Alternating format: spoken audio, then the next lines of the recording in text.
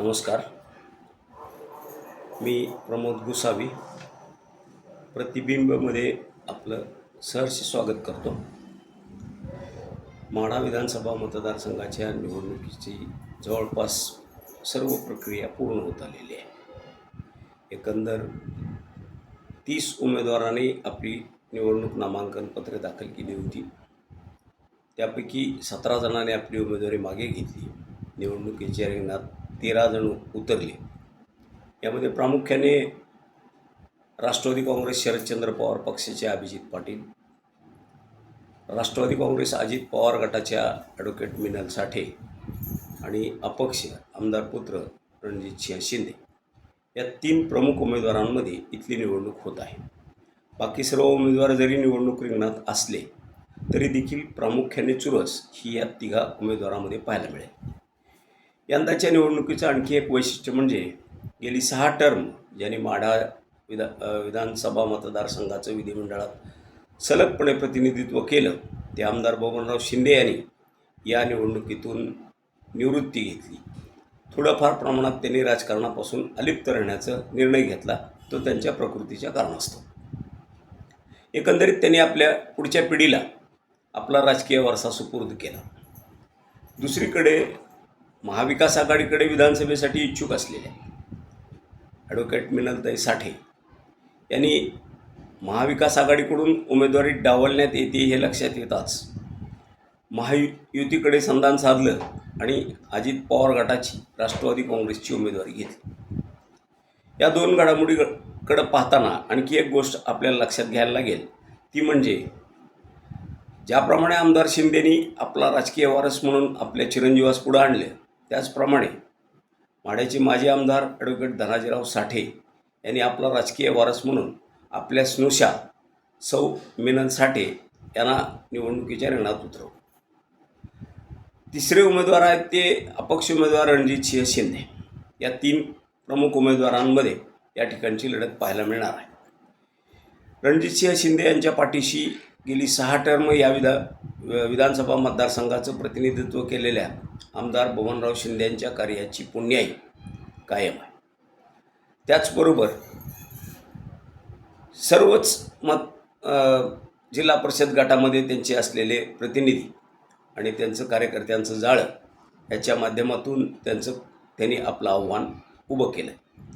दुसरीकडे अभिजित पाटील ज्या तुतारीची क्रेज निर्माण झालेली आहे त्या तुतारीच्या क्रेजच्या बळावर या विधानसभेची निवडणूक जिंकू पाहत आहेत. त्यांनी राष्ट्रवादी काँग्रेस शरदचंद्र पवार पक्षाची उमेदवारी मिळवलेली आहे. त्यांना उमेदवारी मिळवून देण्यामध्ये मोहिते पाटलांचा मोठा वाटा आहे. माढा तालुक्याचं राजकारण गेल्या 2009 पासून जर पाहिलं तर अँटी मोहिते पाटील या बेसवर खेळलं गेलेलं आहे. आज पुन्हा एकदा मोहिते पाटील वर्सेस शिंदे साठे असा थेट सामना या मतदारसंघात पाहायला मिळणार आहे.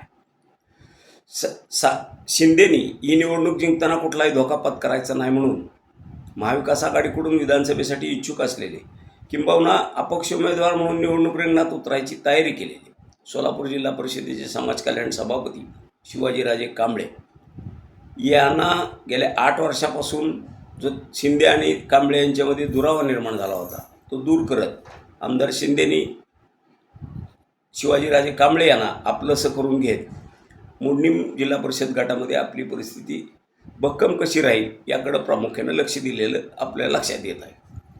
तिसरीकडे जर आपण गेलो तर मिनल साठे यांच्या कार्यकर्त्यांचं जाळं हे प्रामुख्याने माढा विधानसभा मतदारसंघातल्या 78 गावांमध्ये आहे.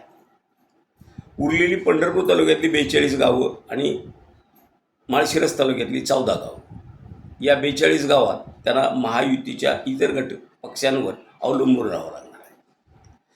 दुसरीकडे महायुतीचे घटक असलेले शिवसेना शिंदे गटाचे जिल्हा संपर्क प्रमुख प्राध्यापक शिवाजी सावंत यांनी अद्यापी आपला निर्णय जाहीर केलेला नाही. शिंदे गटाचे प्रतिनिधी जरी मिनलताई साठेंबरोबर असतील तरी देखील सावंत किंवा त्यांच्या फॅमिलीमधील कुणीही अजून मिनलताई साठेंच्या बरोबर फिरताना दिसत नाही आहे. सावंतांनी एक मेळावा घेतला आणि त्या मेळाव्यामध्ये त्यांनी जाहीर केलं आहे की आता निर्णय वरचा नाही खालचा नाही, जो काही निर्णय असेल तो सावंतच्या बंगल्यावरून मिळेल.